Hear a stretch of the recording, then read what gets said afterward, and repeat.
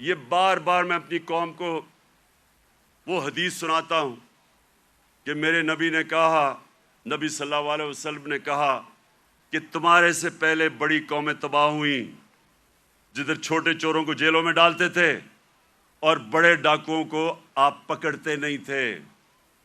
یہ تباہی کا انہوں نے بتایا، اور آج آپ دنیا میں دیکھ لیں، جو ملک بڑے ڈاکوؤں کو نہیں پکڑ سکتا وہ غریب ہیں سارے، وسائل کے باوجود۔ سو نمبر 1 پرنسپل انہوں نے سیٹ کیا رول آف لا۔ نمبر 2، اور رول آف لا کے ساتھ میرٹ، کیونکہ جدھر انصاف ہوتا ہے ادھر ہی میرٹ ہوتی ہے۔ آج آپ مغربی یہ ملک پہ چلے جائیں، سارے جتنے امیر ملک ہیں سب 90% سے زیادہ رول آف لا ہے، اور رول آف لا کے ساتھ میرٹ آ جاتی ہے۔ اور دوسری چیز، میرے نبی صلی اللہ علیہ وسلم نے امر بالمعروف و نہی عن المنکر، وہ جو اللہ کا حکم ہے کہ ساری عوام کو اللہ کا فرمان ہے کہ تم نے اچھائی کے ساتھ کھڑا ہونا ہے اور برائی کے خلاف کھڑا ہونا ہے، یہ ہے بیسز ایک مہذب معاشرے کی۔ میں اب آپ کو بتاؤں، میں نے جو انگلینڈ میں دیکھا، کیونکہ میں نے پھر سے آپ کو کہوں اندر سے میں نے وہ معاشرہ دیکھا، ایک دفعہ کسی آدمی کے اوپر یہ الزام لگ جائے کہ اس نے چوری کی ہے، کرپشن کی ہے، وہ جو مرضی ہو، سارا جو اس کے دوست بھی ملنا چھوڑ دیتے ہیں، ان کے ملنے والے بھی ان کو ملتے نہیں ہیں، وہ جاتے ریسٹورنٹس میں جاتے ڈرتے ہیں۔ کیوں ہمارے وہ جو باہر گئے ہوئے ہیں ان کو واضح پڑتی ہیں، جو ہمارے باہر بیٹھے ہوئے ہیں کیوں وہ واضح پڑتی ہیں؟ کیونکہ سنیں کیوں پڑتی ہے؟ کیونکہ وہ اس معاشرے میں ہوتا ہی ایسے ہے۔ اگر کسی کے اوپر یہ لگ جائے کہ اس نے پبلک کا پیسہ چوری کیا ہے، کرپشن کا مطلب ہوتا ہے پبلک کا پیسہ چوری کرنا، وہ کہیں نکل ہی نہیں سکتا، کیونکہ وہ قوم امر بالمعروف پہ چلتی ہے۔ ایک میں آپ کو مثال دیتا ہوں، امریکہ کے اندر ایک تھا برنی میڈوف،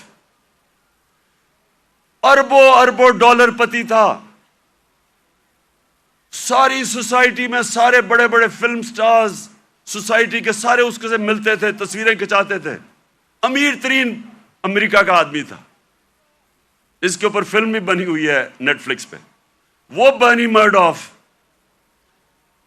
کئی سالوں کے بعد پتا چلا جناب اس نے فراڈ سے پیسہ بنایا تھا، پتا چلا کہ اس نے فراڈ سے پیسہ بنایا تھا۔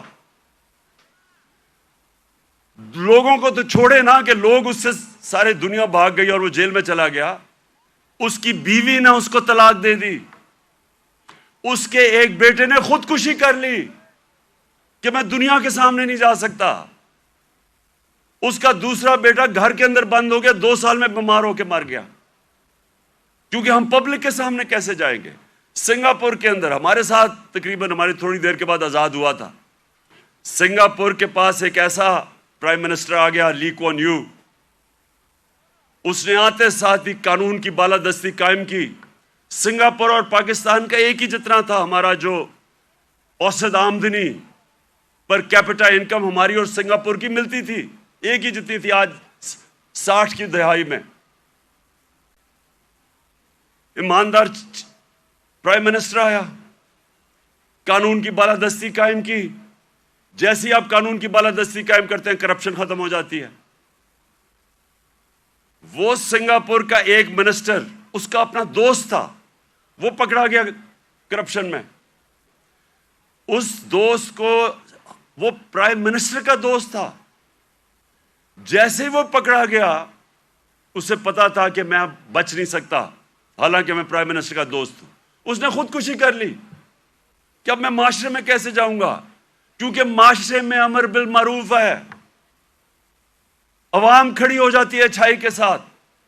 وہی سنگاپور، اب یہ سوچیں، ہم اور سنگاپور ایک ہی جگہ تھے 60 کی دہائی میں، آج وہ ہمارا کتنا پر کیپٹا انکم ہے، اوسط آمدنی آج پاکستان میرے خیال میں $2,500 ہو گیا، 3,000 مجھے ابھی پورا ایگزیکٹ نہیں پتا۔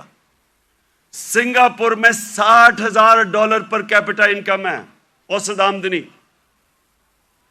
तो पहले इंसाफ और उसके बाद खुशहाली, और माशरे की जिम्मेदारी डाल दी मेरे नबी सल्लल्लाहु अलैहि वसल्लम ने अमर बिल मारूफ पे। तीसरी चीज, उन्होंने अपने माशरे के अंदर मदीना की रियासत में क्या किया? तालीम की इमरजेंसी लगा दी। जंगे बदर के बाद जो कैदी मक्का के कैदी थे, उनको वापस के पैसे ले सकते थे, क्योंकि मुसलमान तो गरीब थे तब। बल्कि जंगे बदर में मैंने इतना भी पढ़ रहा था कि कई लोगों के पास तलवारें भी नहीं थे, डंडों से लड़े हैं। तो वो तो कैदियों को वापस करके पैसे ले सकते थे, हथियार खरीद सकते थे। दुनिया के अजीम लीडर ने कहा नहीं, जो 10 मुसलमानों को पढ़ा लिखा देगा उसको हम आजाद कर देंगे। तालीम के ऊपर जोर दिया। चाइना भी जाना पड़े तालीम हासिल करने के लिए तो जाओ। जब से तुम पैदा होते हो और जब तक कब्र में नहीं जाते, इल्म हासिल करो। इसलिए सदियों तक टॉप साइंसदान मुसलमान थे। तालीम के बगैर माशरा ऊपर नहीं जाता। और हमारा अब फिर से हाल देख लें, कितना जोर लगाया तालीम। कितना शर्म की बात है कि 75 साल इंडिपेंडेंस, पहली दफा हमने कोशिश की थी कि कम अज कम तालीम का निज़ाम में इंसाफ करें। नहीं तो अमीर के लिए थोड़े से 8 लाख अमीरों के लिए इंग्लिश मीडियम, बाकियों के लिए उर्दू मीडियम, वो बेचारे पढ़ के भी ऊपर नहीं आ सकते थे। एक तालीमी निज़ाम जो गरीब को गरीब करता था, जो मुल्क में नाइंसाफी फैलाता था, वो हमने कोशिश की।